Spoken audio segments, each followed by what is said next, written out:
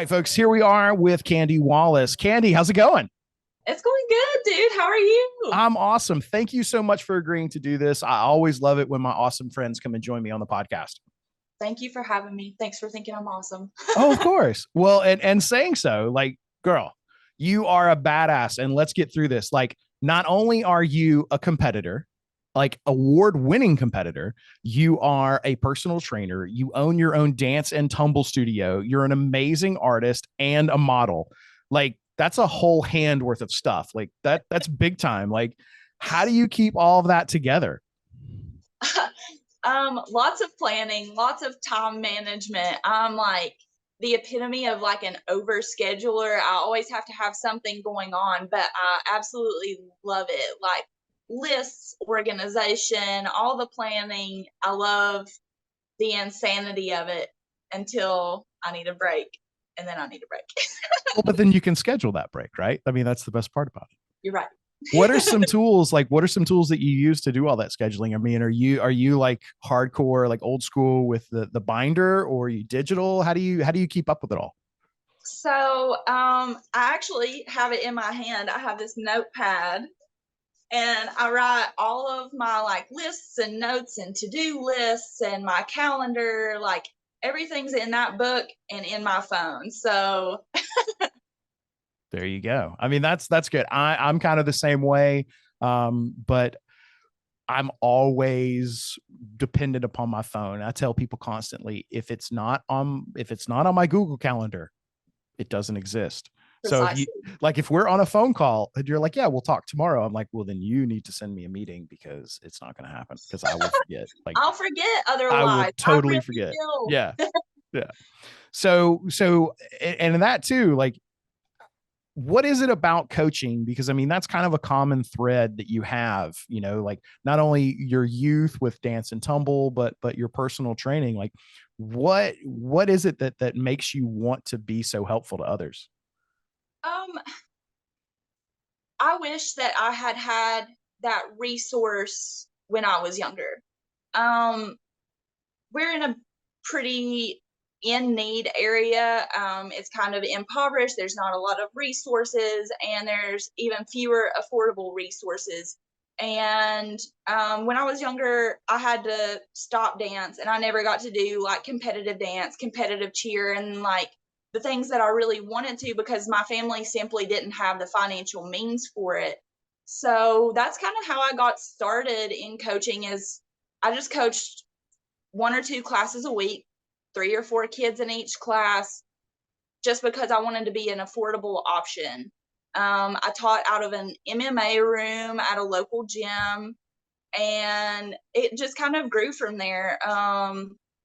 I just kind of saw the impact that I was having on these kids' lives, and these parents were continually encouraging me and helping me build this community. And it just kind of grew and grew and grew, and I love seeing those light bulb moments. I love seeing the physical and the mental growth. I love seeing these kids and adults alike grow in confidence, because confidence is key in just kind of making it through life.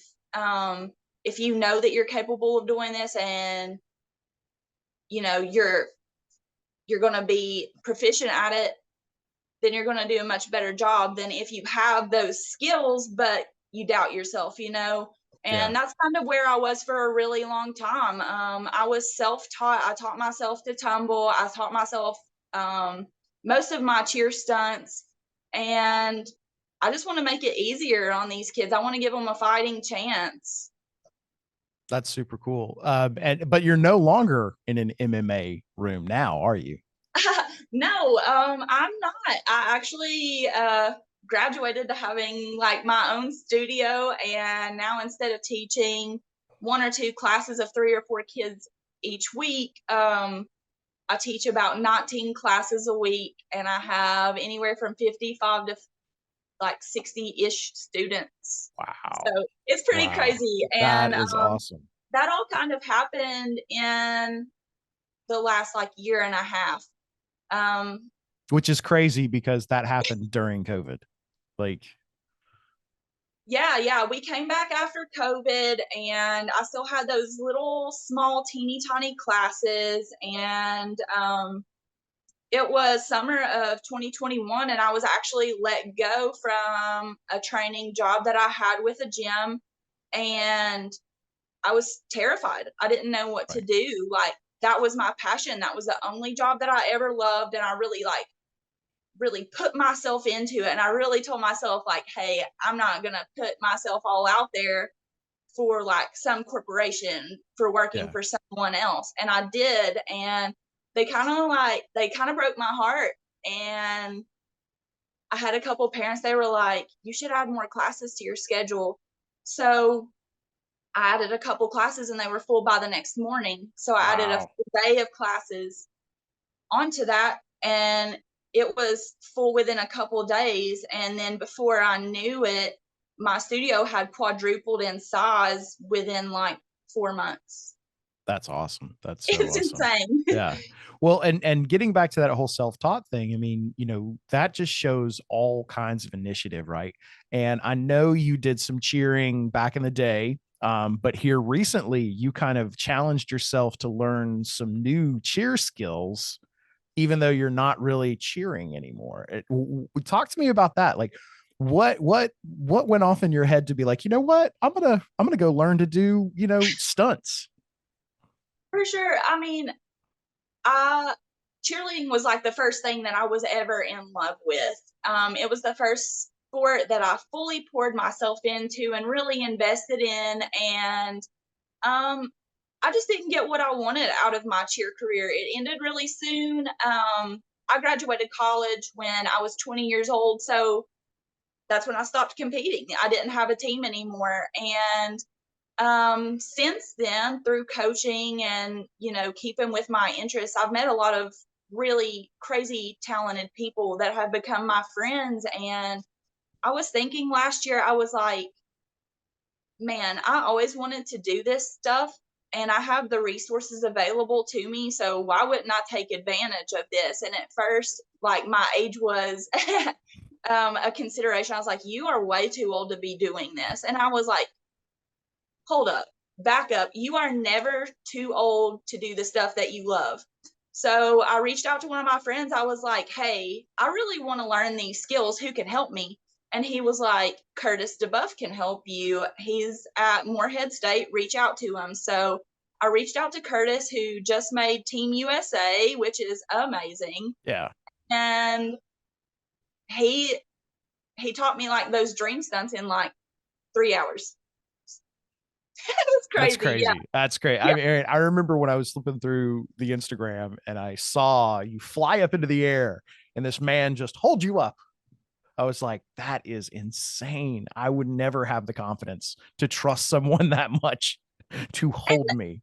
that's what it is. It's the confidence. Before I like met these friends, I had other opportunities to learn these stunts with, you know, on par athletes, other Team USA athletes, but I didn't believe I could do it. I was terrified. I didn't trust them. I wasn't confident in my own abilities.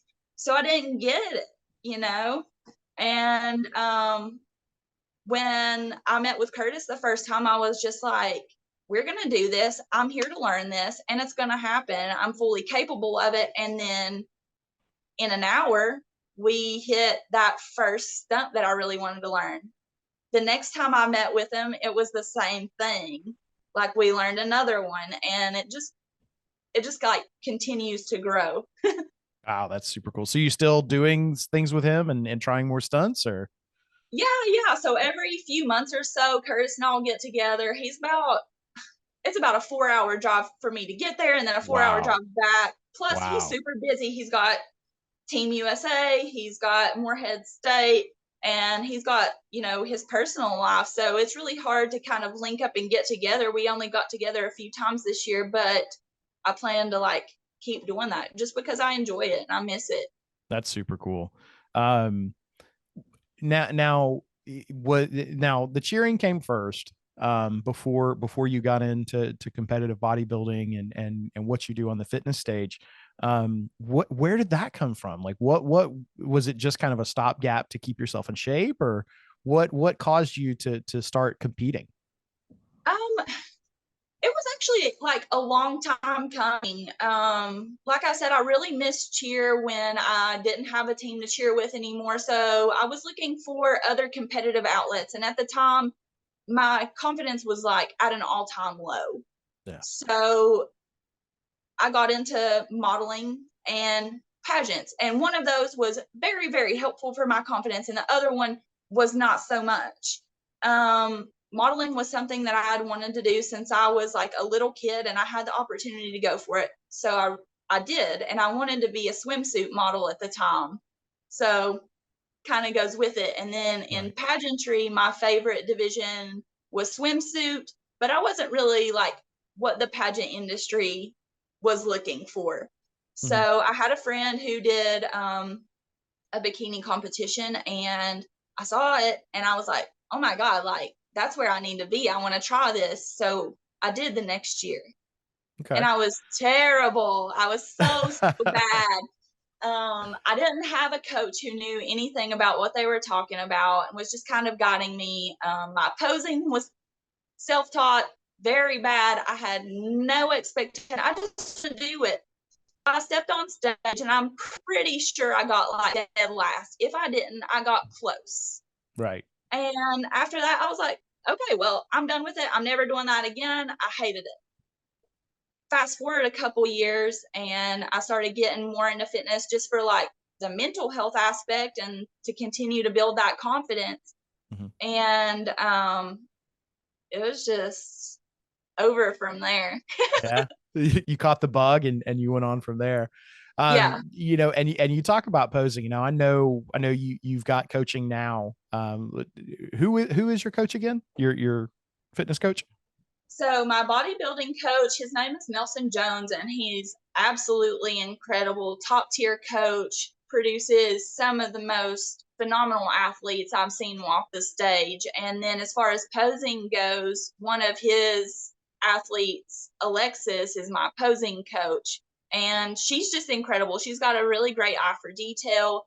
She's really like determined and focused to help you show the best of your physique. So working with those two, I've been with Nelson since April of 2021, so not very long. And then I've been with Alexis for, I guess, about 6 months or so. Okay. So um, both of those things are still like moderately fresh. Yeah. Very thankful for those guys. They've helped me like significantly change my game and bring my best package to the stage the past couple of years, and I can see a lot of growth under those guys. So Yeah. Well, and let's talk about the 2022 season. We talked very early in the year on some projects and some other things, and you kind of alluded to it. You were like, I've really set some high goals for myself this year. Talk about some of your successes this season. so originally I had my eyes on taking a national stage, but in my off season I didn't have as much masses we really needed and that I wanted to. So we decided to take it to a regional stage again this year. Honestly, last season was the first like successful season I'd had. That was my first ever win, and in that first win, I got my first overall, which is not only did I win my class, but I won the entire show for my division. And that came right after one of my worst competitions. The week before that, I placed nearly dead last in both of my classes, and it was devastating. I had put all of that work into it, invested into the coaching, invested into the posing, the suit, absolutely everything. Like everything was perfect, and I expected that show to just knock it out of the water, and that just wasn't the case at all. So I came to that next show, won the overall, and that's what kind of lit my fire for this season. I wanted to be competitive and successful. So our first show was the Upstate Classic in South Carolina. And in that one, I won my class in the bikini division. And then in fitness division, I won my class and the overall. The next show was Jay Cutler, and I got second in my class, but the girl who beat me in my class won the overall. So hard to be mad about that. Yeah. Tough I got the competition. fitness overall for that one as well. And then in my last show, I didn't even know that I was going to do it. It wasn't in the plans. And I just told my coach, I was like, I didn't get a bikini overall, and I have to know this is real. I have to know that last year wasn't a fluke.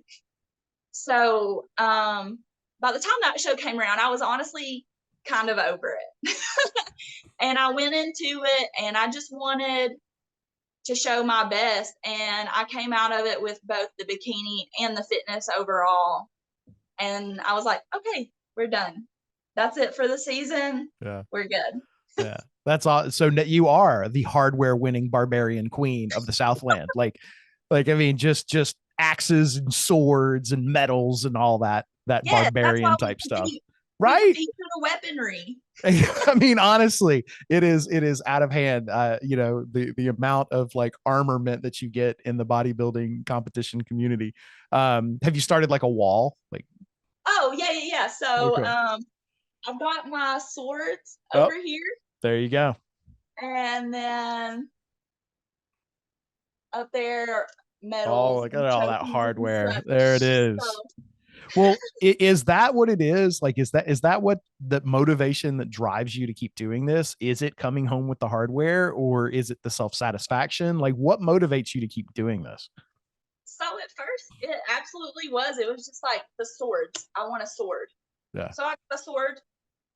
And then from that point it was just like, how can I continue to look better? How can I continue to challenge myself and get better every single year until, I'm reaching higher and higher goals? It's not so much about the hardware, the medals, the trophies.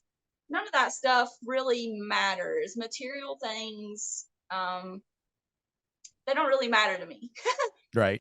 Well, no. It's just the personal achievement, going on stage and showing, the past year worth of work. And it's just challenging myself every day just to see how crazy I can get, I guess. No. I mean, I think that's kind of at its core, right? Like the most important thing. So what is your favorite, what's the target muscle group right now that you're working on? So right now we're really trying to add a lot of glute mass and some delts too. That's going to bring out my proportions and make me more competitive on a national stage. So that's our focus right now. And right now, delts is kind of my favorite one to work on. But that kind of, it changes and gravitates Right. from like every several months. That'll change. I like to kind of train something else. So There you go. Yeah, you get bored, right? Um, yeah. how is this transition? Because I know you do personal training as well. Like, how has your success on stage transitioned into the success that you can bring other people? Um, I think just what I've learned through bodybuilding and getting my training certifications and just kind of like being in the field, I want to share this knowledge with other people because, in all honesty, I feel like it's really difficult to find reliable sources of information when it comes to fitness and nutrition. You have, one person telling you to do one thing and then another person telling you to do the complete opposite. And it's really confusing. We don't have basic nutrition classes in high school, and most people don't have access to that information. And it leads to health issues. It leads to, people not being confident in their body. And it's just because they don't know how to fuel their body. They don't know what's good to eat. They don't know what's good as far as like getting their energy and all of that stuff. So giving simple information that they can use to apply in their everyday life, that's kind of the goal behind it. Because I remember starting out in this industry, I was so confused. I had no idea what to do, and it seemed like nobody really wanted to help, but they definitely wanted your money. Right. Yeah. Well, and we've talked about that, about community a lot, and that's one of the big things that I talk about is community over competition. And I'm going to try and read this because it was kind of a longer post, but I thought it was a great post. And I want to get your feedback on this because I think you kind of summed up my thoughts on community over competition in such a very succinct way. And I want to share that with everybody else. It says, My success is never at the expense of another, and their success does not mean I will not be successful.